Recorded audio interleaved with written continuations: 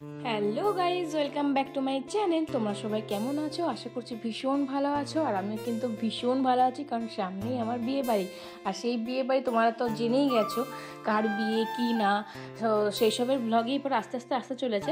তোমার শর্টসের মাধ্যমে সবাই দেখে নিয়েছো। তো যার বিয়ে সে কিন্তু স্বয়ং আমাকে নিমন্ত্রণ করতে এসে, আর তার সাথে চলে এসছে আমার সুন্দরী বান্ধবী। তো ও তো লজ্জাতে বলতেই পারছে না কিছু। তো আমার মানে ভাইপোর সাথে দেখা করতে গেছিলো, এই এলো। তো ও কি বলবে না বলে বুঝতে পারছি না, তাই বললাম তোকে একটু বলতে হবে না, তুই এখন চা খা, জল খা, একটু বিস্কুট খা, কিছুই খাবে না করছিল। আমি বললাম না একটু এসেছিস যখন, দাদাকে নিয়ে প্রথমবার এলি তো কিছু খেতেই হবে।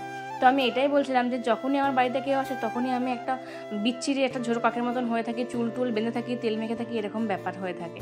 তো এটাই বলছিলাম যে, আর ও বলছে যে আমিও বাড়িতে এরকম করেই থাকি। তো শাইনিকা বড্ড লজ্জা পাচ্ছিলো আমাকে নেমন্তন্ন করতে, কি বলবে বুঝতে পারছি না। আমি দে আমাকেই তো নেমন্তন্ন করবি, আমাকে না বললেও আমি যাবো, আর বলতে এসেছি মানে তো যেতেই হবে। আর ও আমাকে এতবার ধরে বলেছে, মানে একদম জড়িয়ে ধরে, পায়ে ধরে, হাতে ধরে, মানে 3 দিন 3 রাত আমাকে সকাল থেকে রাত পর্যন্ত ওর কাছেই থাকতে হবে। এমনকি ওর বাড়িতে থাকলেও হবে, কিন্তু আমাকে নাকি যেতেই হবে, থাকতেই হবে, একদম বরযাত্রী থেকে শুরু করে সব কিছুতে। এমন ঠিক আছে, আমি অবশ্যই চেষ্টা করব। আর কার্ডটা এত সুন্দর হয়েছিল, ওরা 2 রকমের কার্ড করেছিল।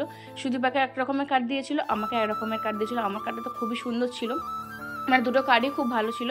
এই কার্ডটা আমার খুবই পছন্দ হয়েছে, বেশ একটা ইউনিক অ্যারিস্টোক্রেট কার্ড, বেশ ভালো লেগেছে। আমি তাই বলছিলাম যে এটা নিশ্চয়ই 9 করে 60-80 টাকা পড়ে যাবে একটা কার্ডের দাম। তো যাই হোক, ভীষণ ভীষণ হ্যাপি, দাদার বিয়ে অনেক দিন পর একটা পাচ্ছি, ভীষণই ভালো লাগছে। তো কতটা কি এনজয় করি না করি সেটা তোমরা সব পরের ভ্লগেই পাবে। আর এইটা হচ্ছে যে আমি তার পরের দিনের সকালে একটু ব্যাংকে দরকার ছিল, এসেছিল। কেন দরকার ছিল বলো তো? আসলে এই গতকাল সকালে ঘুম থেকে উঠে তোমার সাথে শেয়ার করেছিলাম একটা ভীষণই খুশির একটা সুখবর। আমার মানে কি বলবো, একটা স্বপ্ন যেটা বলে না, স্বপ্ন পূরণ হওয়া, সেরকমই একটা স্বপ্ন পূরণ হওয়ার মতন জিনিস হয়েছিল।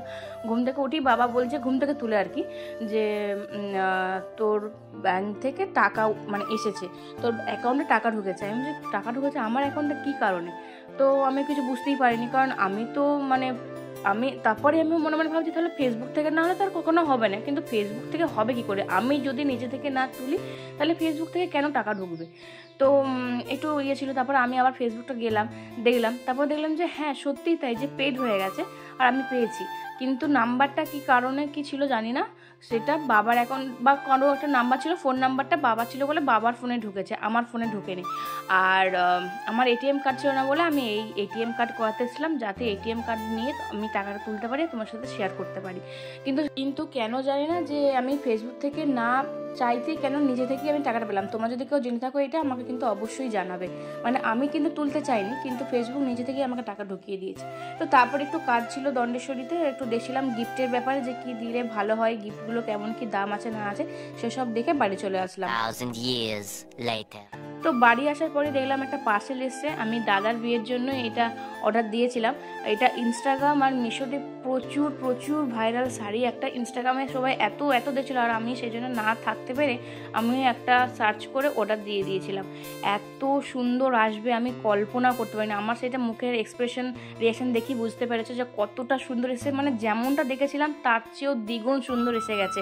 তো এইটা আমি পরে একটা অন্য দিনের রিলস, মানে আজকেই শর্টসের মাধ্যমে ছাড়বো, পোস্ট করব। তখন তোমরা যাদের যাদের লিঙ্ক চাই অবশ্যই কমেন্ট করো। তোমরা আমাকে তো ইনবক্স ভরে দিয়েছো, হোয়াটসঅ্যাপ, ইনস্টাগ্রাম সব জায়গা থেকেই মেসেজ করেছো যে দিদির লিঙ্কটা দিও। তো আমি সবাইকে বলেছিলাম যে 2 দিন ওয়েট করেছো, তারপর দেবো। তো আজকে আমি সন্ধ্যাবেলাতে পোস্ট করব, তখন তোমরা অবশ্যই আমাকে কমেন্ট করো, আমি প্রত্যেককে ধরে ধরে লিঙ্ক দিয়ে দেবো।